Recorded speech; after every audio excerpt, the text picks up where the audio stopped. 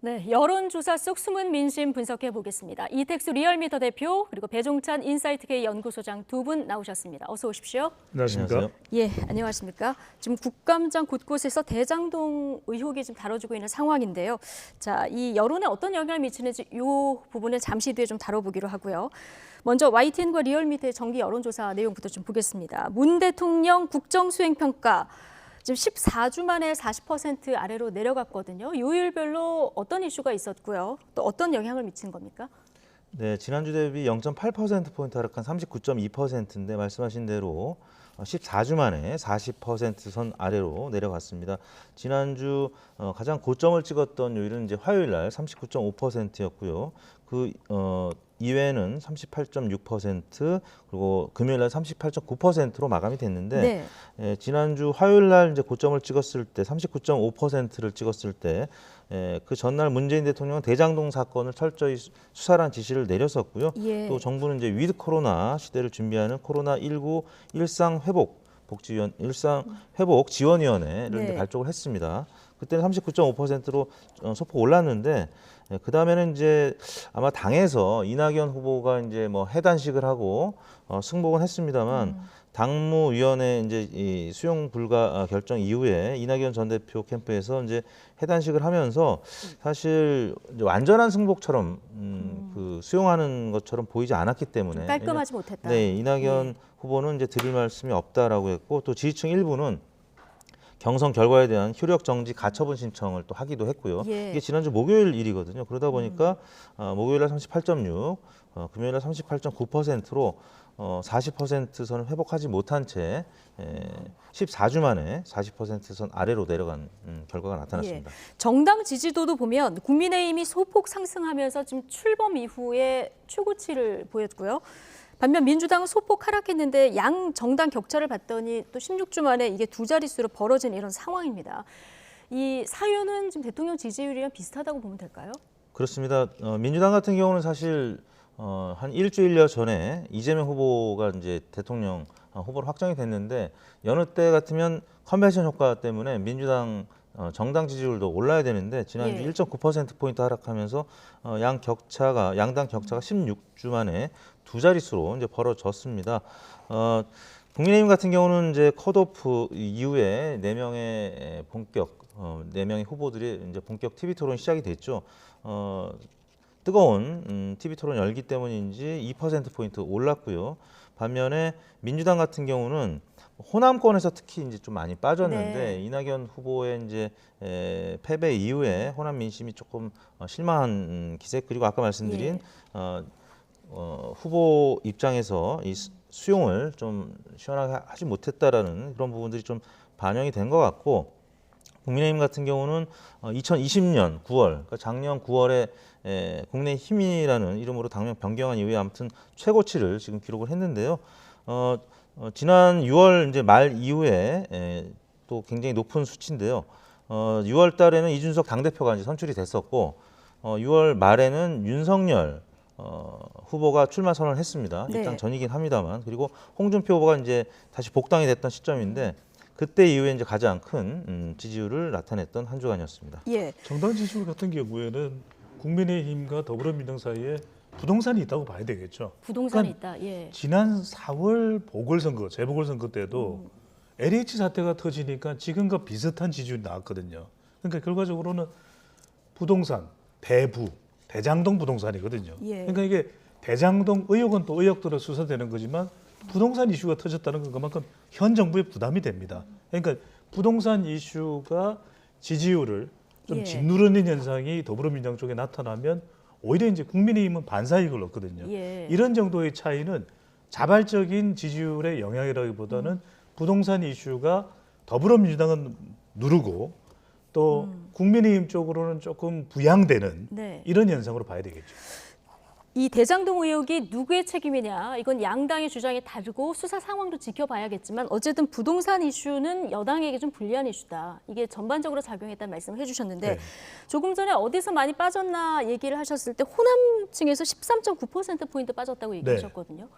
이게 명락대전으로 불린 경선 이후에도 이게 깔끔하게 정리가 되지 못했다라고 얘기해 주셨는데 이 지지층 이탈이 좀 앞으로도 현실화 될까요? 아니면 이 현상은 그 경선 끝나자마자기 때문에 이런 현상을 보인 걸까요? 단기적으로 좀 더 지속될 수밖에는 단기적으로는 없을 것 지속될 같아요. 거다. 왜냐하면 매끄럽지가 않았던 것이고 그래서 이제 이낙연 후보의 지지 기반이 대체적으로 호남에 있는 거 아닙니까? 그러니까 네. 광주 전남은 순회 경선 중에서 유일하게 이낙연 후보가 이겼던 곳입니다. 그러니까 이 지역은 다른 어떤 지지층보다도 이낙연 후보의 이 경선에 대해서 더 크게 자극받거나 영향을 받는 것이거든요. 결과적으로는 세 가지가 필요해 봅니다. 일단 시간도 좀 흘러가야 되고 적어도 11월 5일 날 이제 국민의힘 후보가 결정이 되고 나면 다시 재결집되는 현상이 있습니다. 또 하나는 이제 인, 문, 정이라고 봐야 되는데 특히는 이제 인적인 결합이 이루어져야 되겠죠. 그러니까 이른바 낙연, 제명의 케미가 있어야 됩니다. 예. 그러니까 이재명 후보는 더 존중해야 되고 오늘과 이제 모레 이 국감 때문에 정신이 없을 거예요. 24일 정도 돼서 이제 뭐 사퇴 전망까지도 나오는 상황인데 그 점에서 이낙연 후보 만나서 이낙연 후보가 또 이재명 후보의 손을 들어주고 이재명 후보는 이낙연 후보를 포옹하는 그런 케미가 연출되게 되겠죠. 두 번째는 예. 뭐냐면 문재인 대통령이 기저에 깔려 있는 그러니까 두 사람을 결합시킬 수 있는 가장 이 효과적인 약은 문재인 대통령이거든요. 그러니까 문재인 정부의 정권 재창출이 돼야 된다. 이걸 이제 바탕으로 모을 수 있는 거. 마지막은 이렇게 이제 지지층 사이에 결합이 될 때는 정책 수용이 필요하거든요. 예. 그러니까 이재명 후보가 캠프 측에서 과감하게 이낙연 후보의 신복지 이 정책을 받아들이겠다. 이렇게 되면 이낙연 후보가 명분이 있어요. 도와주더라도 예. 아 그래요. 내 그 정책을 받아들인 이재명 후보를 돕겠습니다. 민주당의 승리가 필요하면 이런 어떤 명분을 세울 수 있기 때문에 말 그대로 인문정 결합에는 적어도 보름이 됐든 한 달이 됐든 시간이 걸린다고 봐야 되겠죠. 네. 그러니까 이낙연 후보가 승복 선언은 했지만 앞으로 어느 정도 수위로 이재명 지사에게 지지 선언을 하느냐 이게 이제 관건이 될 텐데 배종찬 소장님 이재명 지사가 조금 더 적극적으로 손을 내밀어야 된다 이런 지적을 해주셨거든요. 그렇죠. 손을 예. 내밀고 그 보이는 장면도 필요할 것 같습니다. 뭐 이렇게 같이 건배를 하는 장면이라든지 화합하는 장면을 보여야 될 것 같은데 그런 상징적인 장면이 여론에 미치는 영향이 어떤 메시지보다 큰가요? 분명히 있죠. 예. 사실 2007년도에 이제 이명박 박근혜 후보가 맞붙었을 때가 가장 치열했던 경선이라고들 하는데 예. 그때 박근혜 후보가 이제 바로 현장에서 패배를 인정하고 이명박 후보를 지지하는 연설을 하지 않았습니까? 예. 그때도 박근혜 후보의 지지층의 3분의 2만 이명박 후보한테 그 다음 주 여론조사에서 넘어간 것으로 나타났고 3분의 1은 여전히 남아 있었습니다. 예. 그렇게 지지를 해도 다 넘어가지 이제 못하는 것이 경선 투입증이라고 할 수 있겠는데 지금 이낙연 후보 캠프에서는 사실 그동안에 서른 공동선대위원장이 워낙 강하게 이재명 후보를 공격을 했기 때문에 그 후유증이 여전히 남아 있는 거고 그 지지층은 그 후유증에서 좀 벗어나려면 시간이 많이 필요할 것 같은데 말씀하신 네. 대로 이재명 후보라든지 이낙연 전 후보가 서로 화합하는 장면 이 부분이 조속한 시일 내에 좀 연출이 되어야 그나마 한 절반 가까이라도 좀 회복이 될 텐데 지금 그런 모습이 보이지 않았기 때문에 일부 여론조사에서 절반에 한참 못 미치는 지지층만 이동을 한 것으로 나타난 것이 아닌가 싶습니다. 네. 그런 지난- 사례가 예. 2002년에도 있었거든요. 2002년에 후보 단일화가 11월 달에 있고 난 바로 당일날 노무현 후보와 정몽준 후보가 포차에서 소주 러브샷을 합니다. 예. 아 좋다. 우리 이제 후보 됐다. 서로 협력한다. 네. 그러면서 지지율이 40%대로 올라가면서 이해창 후보를 제치는 예. 그런 결과가 선거의 임박에서 나왔거든요. 반드시 그런 케미가 훈훈해지는 장면 네. 또 필요합니다. 노무현 정몽준 당시에 포차 러브샷이 뭔가 지지층을 결집시켰다 얘기를 해주셨는데 서른 의원하고 지난주에 포옹을 하긴 했는데 네. 조금 더 상징적인 장면이 나와야 된다. 아마 두 분 다 이렇게 보시는 네. 것 같고요. 이적지근했어요 그때는요. 아, 그런가요? 자, 오늘 경기도 국감에 이재명 대선 후보가 출석했는데 경기도지사 신분이었지만 사실상 뭐 청문회를 방불케 하는 모습 저희가 오전 오후 상황 조금씩 보여드렸는데 자, 이택수 대표님. 자, 이재명 지사가 국감에 출석하기로 했고 정면 돌파를 선언한 거 아니겠습니까? 오전 상황 지켜보셨을 때 이게 네. 득이 될 것 같습니까? 실이 될 것 같습니까? 실보다는 득이 되지 않을까 싶습니다. 어. 이제 그렇게 또 기대했기 때문에 예. 이재명 후보 입장에서도 경기도지사로서 출석을 한 것으로 보이고요. 당에서도 그렇게 이제 지원을 한 것 같은데 일단 행안위 국회의원이 22명인데요. 국민의힘은 8명에 불과합니다. 나머지는 예. 대부분 범여권, 민주당 소송이거나 범여권이기 때문에 오전에 국감을 보신 이제 시청자 여러분들께서는 아시겠습니다만 민주당 의원들의 또 지원 사격이 만만치 않았습니다. 네. 그리고 이 그동안에 초기에는 이 대장동 논란이 이재명 후보한테 조금 불리하게 작용하다가 그다음에는 곽상도 의원 아들 논란으로 번지면서 이재명 후보의 지지율이 좀 올랐었거든요. 예. 그러다가 최근 들어서 경선 막바지로 가면서 명락 대전 후유증이 생겼고 당내에서 이제 대장동 논란에 대해서 이재명 후보를 공격했기 때문에 이재명 후보가 지금 수세 국면에 있었는데 그래서 이제 당 지지율도 빠지고 이재명 후보의 지지율도 최근 컨벤션 효과를 보지 못하고 약세로 돌아섰는데 좀 본격적으로 해명할 수 있는 그런 시기라고 이제 본 것 같고요. 이재명 후보가 사실상 뭐 청문회처럼 보일 정도로 굉장히 이제 중요한 자리였기 때문에 많이 준비를 하고 나온 예. 시각 자료들도 많이 준비를 갖고 나왔고요. 또 민주당 의원들의 지원 사격도 사실 국민의힘 못지않게 만만치 않았습니다. 그래서 이거는 뭐 당하고 또 후보 차원에서 굉장히 유리한 국면이 있을 것이라고 나온 것 같고 또 양적으로도 시간 면에서도 충분히 이제 그럴 만한 사유였고 위원장도 사실 뭐 민주당 소속이기 예. 때문에 서영교 의원이 그런 면에서는 이재명 후보한테 좀 실보다는 득이 많은 그런 행안위 국감이 아니었나 싶습니다. 예, 배종찬 소장님은 어떻게 보셨는지 궁금한데 야당에서 벼르고는 나왔는데 네. 야당은 일단 이 대장동 의혹의 몸통이 이재명 지사다 이렇게 주장을 하고 있는데 오전 그리고 조금 전 보셨던 그 질의응답 내용을 보셨을 때 야당에서 이 주장을 국민들에게 설득할 만큼 뭐 질문을 좀 했다 이렇게 보십니까? 그런데 오늘보다는 20일이 더 운명의 날인 것 같아요. 왜냐하면 20일. 20일 날은 국토교통이잖아요. 예. 근데 이때 더 중요한 것이 밝혀질 수 있는 것이 결과적으로는 자료가 좀 더 있어야 될 테고 그리고 지금 남욱 변호사가 오늘 체포돼서 지금 수사 중에 있단 말이거든요. 여기서 어떤 내용이 나오는지에 따라서 당장 오늘은 아니지만 적어도 모레 있을 국토교통위 이 국감은 상당히 파장이 있을 수가 있다. 그런 만큼 저는 어떤 내용이 나오냐. 결국 이 대장동 의혹은 세 가지로 보시면 돼요. 하나는 설계, 배분, 그다음에 유착입니다. 설계 이해가 안 돼요. 배분은 경악스럽습니다. 그러니까 이것은 중도층과 또 여성 유권자 그리고 MZ 세대가 상당히 타격을 받는 그런 이슈들이거든요. 근데 중요한 건 뭐냐? 여기서 핵심은 이재명 경기지사가 유착, 금전적 유착이 있는지 여부거든요. 이 수사가 핵심입니다. 그러다 보니까 오늘 국정감사 또 모레까지 정면 돌파하는 것이 정면 돌파가 긍정적으로 보는 이유는 지지층들에게는 명분이 있거든요. 난 도망 안 가요. 해피 안 합니다. 정면 돌파합니다. 근데 중요한 것은 오늘과 모레의 국감을 통해서 중도층을 얼마나 이해시키느냐. 그러니까 결국 이번 대선은 MZ세대 20대, 30대 만 18세 이상 합하면 34%입니다. 여성 유권자 50%입니다. 중도층 한 30% 되거든요. 교집합을 해보면 15에서 20%가 나오는데 이들이 설명을 듣고 누구 손을 들어주느냐. 아, 이재명 지사 설득력 있네, 이해되네. 이게 될지 안 될지가 관건이에요. 그렇죠. 그다음에 예. 마지막으로 중요한 건 뭐냐면 이게 이제 계속 문매를 맞다 보면은 어떤 이슈든 간에 어느 순간인가는 너무 당하다 보면 언더독 이펙트가 있습니다. 과연 언더독 이펙트는 너무 공격받으면 이건 해도 너무해. 근거도 없는데 그러니까 이런 현상으로 이어질지 여부가 중요한데 일종의 연민, 동정을 받는 것이 언더독 이펙트거든요.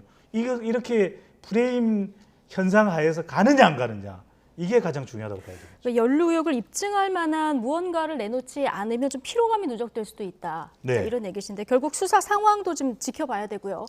자, 이 결과에 따라서 대선 지형 전체가 어느 쪽으로든 영향을 미칠 수 있는 굉장히 중요한 이슈인데 대장동 개발 특혜, 국민적 의혹은 굉장히 커져 있는 상황인데 그럼 이걸 어떻게 풀어야 되냐. 자, 특검 도입에 대한 국민 여론을 물어봤더니요. 필요하다는 여론이 좀 높더라고요.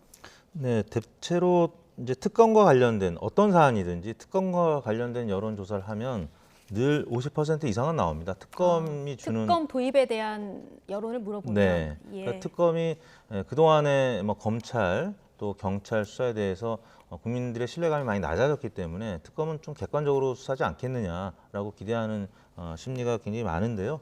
이번 사안에 대해서도 대장동 특검도 조사기관에 조금 차이는 있습니다만 대체로 50% 이상, 네. 높게는 60% 이상 나오고 있습니다. 뭐 예를 들어서 윤석열 후보에 대한 고발 사주에 대한 또 뭐 책임이라든지 네.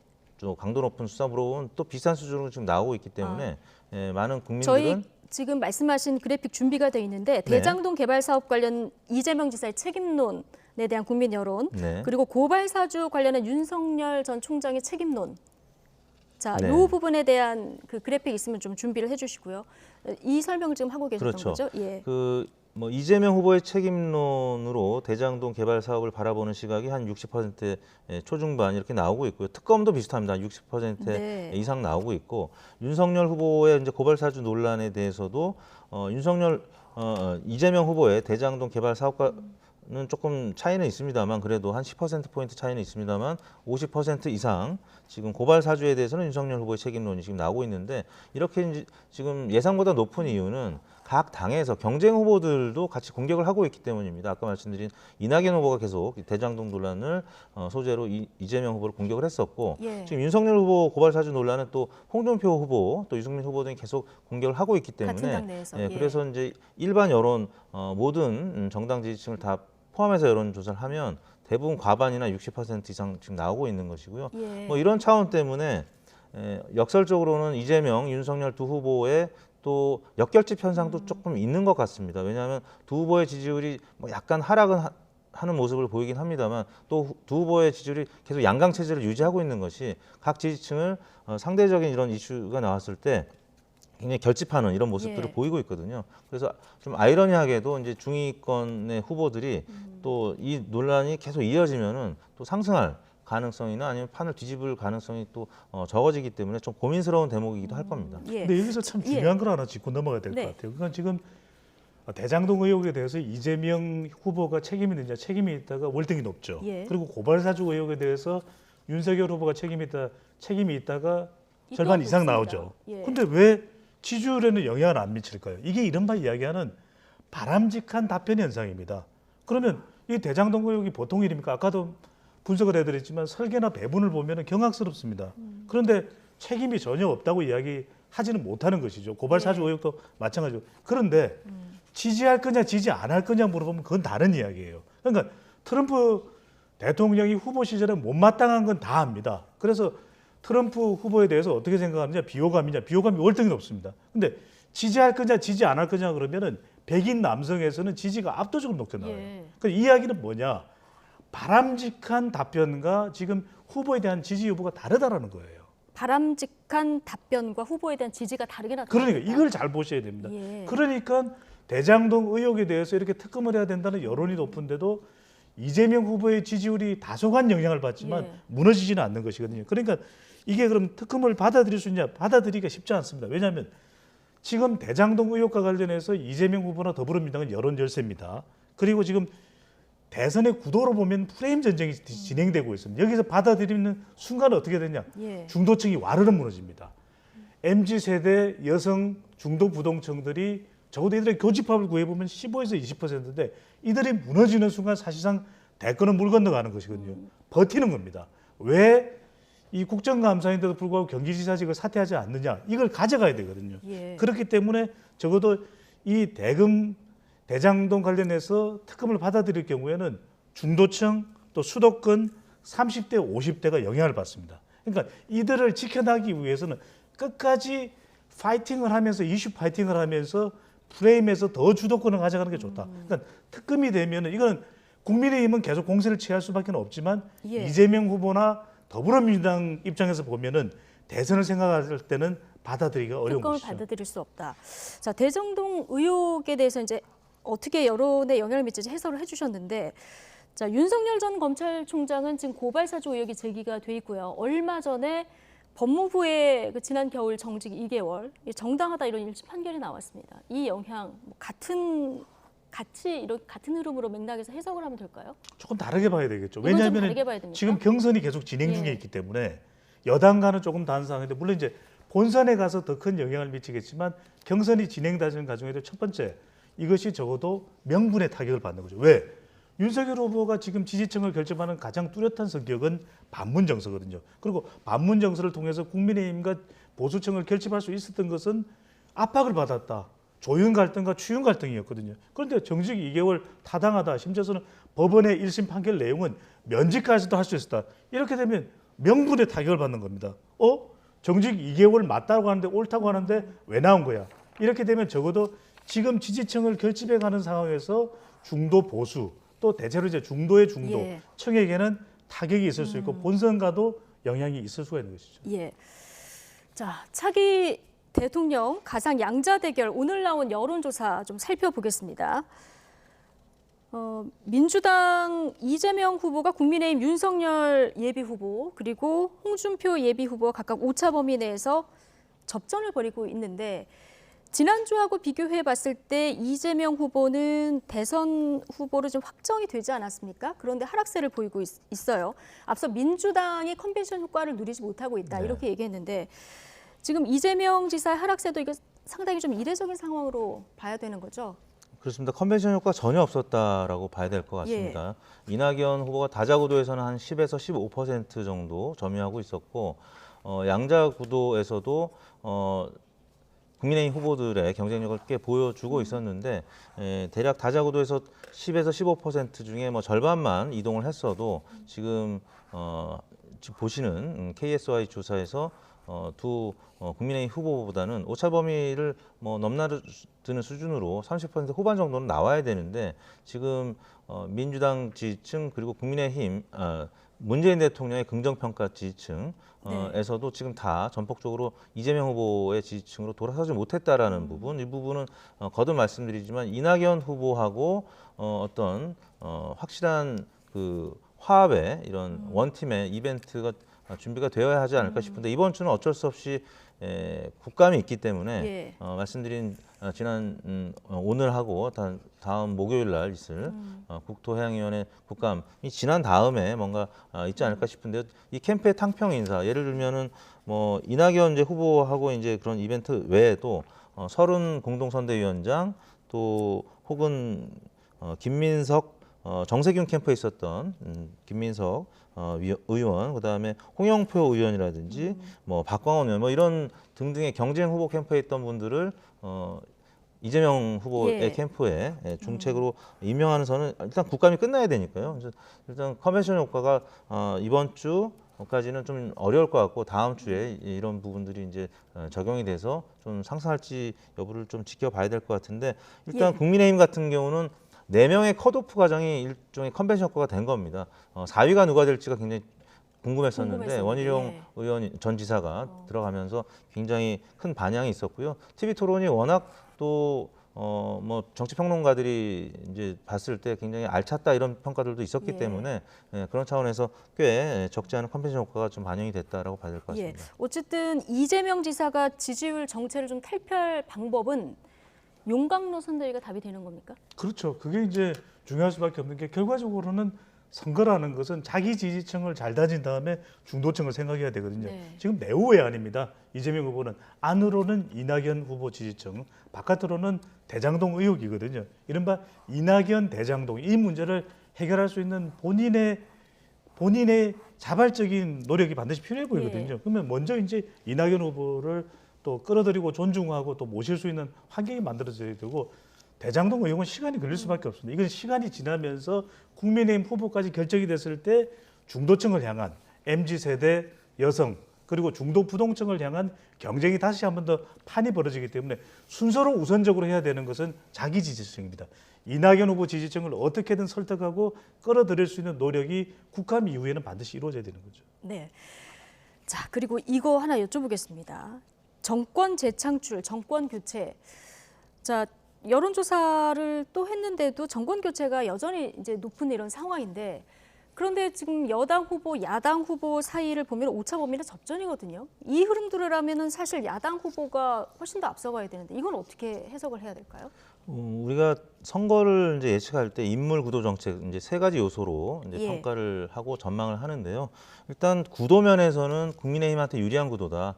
정권 후반기에 치러지는 선거는 원래 여건이 좀 불리합니다. 그리고 문재인 대통령 국정수행 평가가 최근 들어서 이제 40%대를 계속 유지하다가 이제 오늘 아까 해드렸습니다만 30% 후반으로 예. 리얼미터뿐만 아니라 다른 조사기관 한국갤럽도 지난주에 금요일날 발표가 됐는데 비슷한 수준이었던 것 같은데요.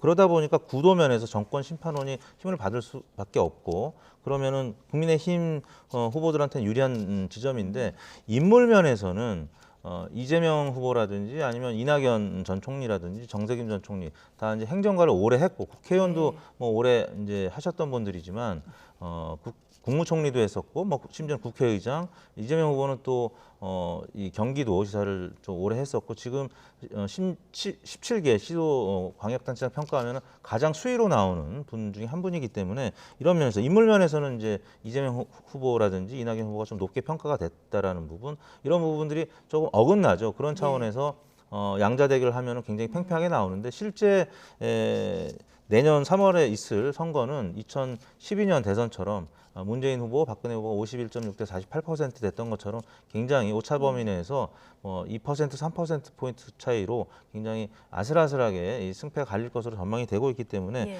이런 구도보다는 그리고 뭐 인물보다는 종합적으로 이제 판단하는 것이 중요할 것 같습니다. 세 가지를 봐야 될 것 같아요. 이건 꼭 설명을 드려야 될 것 같은데 많이 궁금하시죠? 왜냐하면 정권 교체 여론이 압도적인데 왜 국민의힘 후보가 이재명 후보를 훨씬 이기지 못하고 있는가? 네. 첫 번째로는 대통령 지지율입니다. 대통령 지지율이 한 40% 정도 되면 그 정권 교체 여론을 일정 수준은 무력화시킬 수가 있거든요. 그러니까 만약에 문재인 대통령 지지율이 35% 미만이다. 그러면은 오롯이 더 국민의힘 후보 쪽으로 갈 거예요. 이건 정권 교체다. 네. 완전히 정권 교체 쪽으로 쏠림 현상이 발생을 합니다. 두 번째는 뭐냐?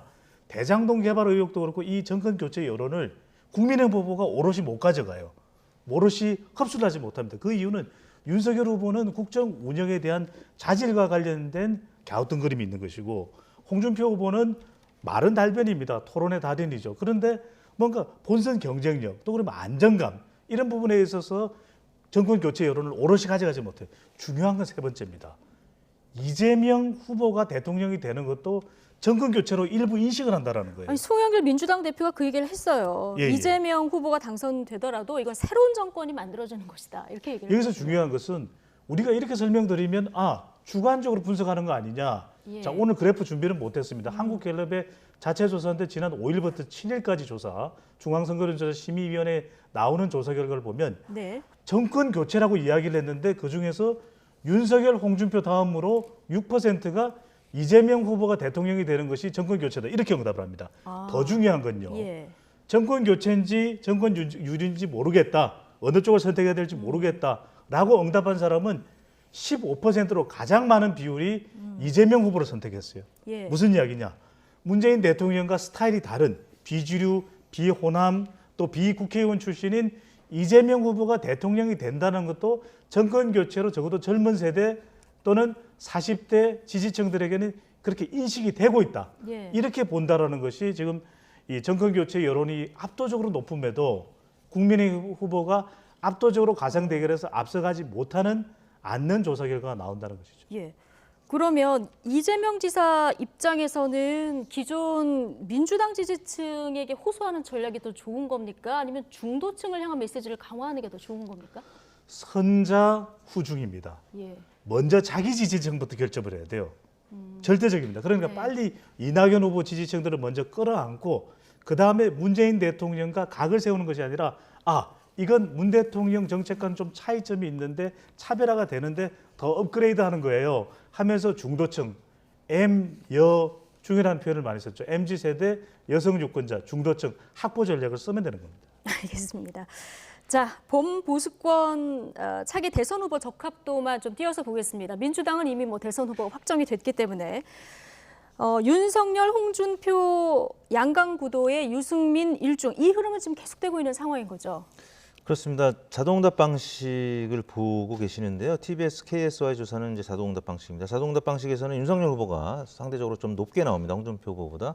전화 면접 조사에서는 홍준표 후보가 좀 높게 나오는데 그 이유는 윤석열 후보가 이념적인 스펙트럼상으로는 홍준표 후보보다는 조금 더 보수 성향을 갖고 있는 분들이 응답을 하다 보니까 숨겨진 야권 표심이 전화 면접 조사보다는 자동응답 방식에서 조금 더 나오고 있는데요. 네. 일단 국민의힘 본 경선 50%가 여론조사로 반영이 되는데 전화 면접 조사로 이루어진다는 점에서는 네. 자동응답 방식하고는 조금 이 결과가 다를 예. 가능성이 있습니다. 거기서는 홍준표 후보가 높게 나오고 있는데요. 문제는 예. 경쟁력으로 이제 물어보기로는 어느 정도 담론이 형성이 됐는데 구체적으로 질문을 1대1 구도로 할 것이냐 아니면은 예. 이재명 후보랑 맞설 후보들 중에 4명을 선택하게 하는 그러니까 지금 윤석열 후보는 1대1 가상 대결로 묻자 원희룡 그렇습니다. 지사까지 이렇게 주장을 하고 있는 거고요. 홍준표 후보랑 유승민 후보는 사지선다 경쟁력을 네. 묻자 이렇게 주장을 하고 있는 거죠. 그렇습니다. 이제 윤석열 후보는 문항을 여러 개 해서 예. 1대 4로 물어보자는 겁니다. 저 이재명 후보 대 윤석열, 이재명 후보 대 홍준표, 또 유승민 원희룡 네 문항으로 물어보자는 거고요. 홍준표 후보라든지 유승민 후보는 한 문항으로 물어보자는 겁니다. 이재명 후보랑 가장 경쟁력이 있는 싸울 때 경쟁력 있는 후보가 누군지 4명 중에 1명 선택하라는 사지 예. 선다형으로 물어보자는 질문에 거죠. 따라서 결과가 많이 차이 납니까? 결과가 이제 차이가 나죠. 왜냐하면 보기에 이재명 후보가 있느냐 없느냐가 결정이 되는 것이기 때문에 후자는 이재명 후보가 보기에 없습니다. 예. 이재명 후보가 질문에는 있지만 보기에는 없습니다. 그러면 역선택이 이루어질 가능성이 있다라는 것을 윤석열 후보 측이나 원희룡 후보 측에서는 염두에 두고 그렇게 주장을 하는 것이겠죠. 예, 알겠습니다. 국민의힘 11월 5일에 이제 당심 민심 50대 50으로 최종 후보를 선출하는데 요 일반인 국민 여론조사 문구가 어떻게 조정이 되는지 이 부분도 좀 주목해서 볼 포인트인 것 같습니다. 이택수 리얼미터 대표 배종찬 인사이트 K 연구소장 두 분과 함께했습니다. 고맙습니다. 감사합니다.